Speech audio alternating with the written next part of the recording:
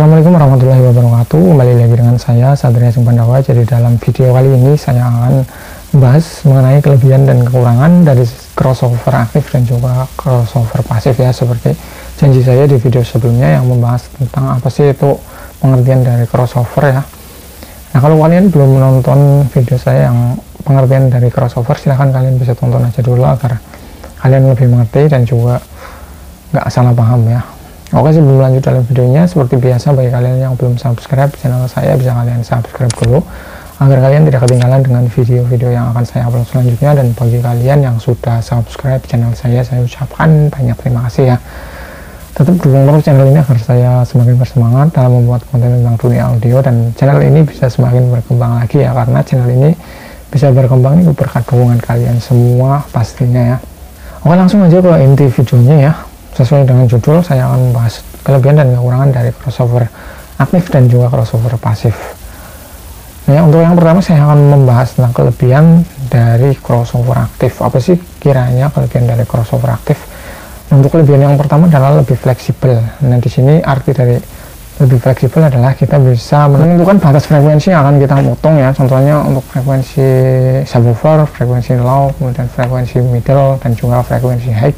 Kita bisa menentukan dari frekuensi berapa ke frekuensi berapa yang akan kita cut atau yang akan kita potong ya. Jadi crossover aktif itu lebih fleksibel dan juga lebih mudah digunakan.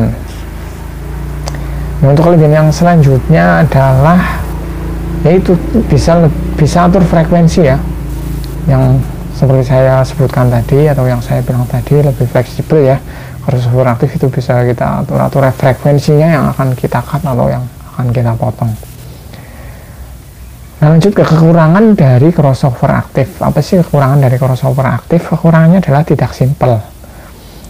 Nah, yang dimaksud tidak simple di sini yaitu crossover aktif memerlukan daya listrik dan juga perkabelannya itu nggak sesimpel crossover pasif ya.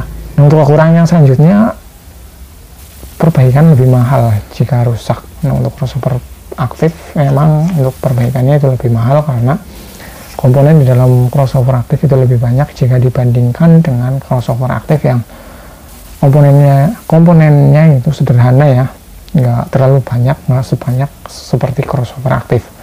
Untuk kekurangan yang selanjutnya, harganya juga lebih mahal ya jika dibandingkan dengan crossover pasif. Yaitu juga mungkin mempengaruhi juga karena di dalam crossover aktif itu komponennya itu lebih banyak, kemudian ada tone control juga ya, itu juga bisa mempengaruhi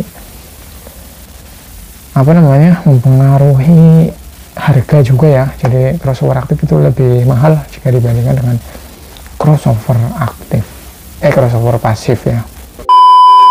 Nah, setelah membahas kelebihan dan kekurangan dari crossover aktif, sekarang kita akan membahas kelebihan dan kekurangan dari crossover pasif ya. Apa sih kelebihan dari crossover pasif? Nah, untuk kelebihannya adalah harganya lebih murah jika dibandingkan dengan crossover aktif ya, karena rangkaian yang sederhana dan juga tidak terlalu banyak komponen, kemudian nggak perlu memerlukan power supply atau tegangan listrik untuk menghidupkan, jadi otomatis juga berimbas ke harga yang lebih murah ya jika dibandingkan dengan crossover aktif ya.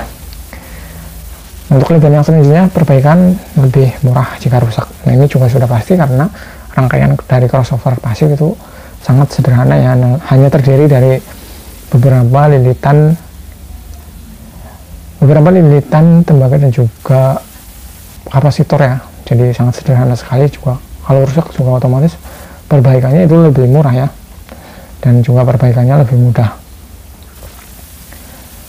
Kemudian lebih compact. Untuk kelebihan yang selanjutnya, lebih compact ya.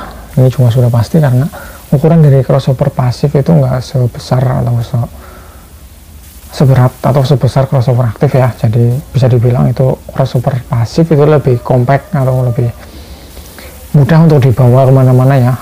Bahkan biasanya crossover pasif itu dipasang di dalam box speaker karena ukurannya yang kecil. Nah, untuk kekurangannya, apa sih dari kekurangan dari crossover pasif? Nah, untuk kekurangannya adalah frekuensi paten. Nah, di sini yang dimaksud dengan frekuensi sudah paten adalah kita nggak bisa merubah frekuensi yang mau kita cut atau yang kita potong ya. Misalkan frekuensi subwoofer kita ya nggak bisa merubahnya ya, karena sudah paten sesuai dengan lilitan yang ada di crossover pasif. Kita nggak bisa merubah dari frekuensi berapa ke frekuensi berapa ya, beda dengan crossover aktif yang bisa kita merubahnya dengan tone control yang sudah disediakan di crossover aktif. Nah, inilah kekurangan dari crossover pasif, yaitu frekuensi yang di-cut itu sudah paten. Nah, itulah kelebihan dan kekurangan dari crossover aktif dan juga crossover pasif ya. Sebenarnya keduanya itu memiliki cara kerja yang sama, yaitu membagi frekuensi tertentu ya. Nah, mudah-mudahan bisa bermanfaat ya video ini. Dan terima kasih sudah menonton dan sudah mendukung, sudah like, sudah komen, dan sudah subscribe. Sekian, wassalamualaikum warahmatullahi wabarakatuh.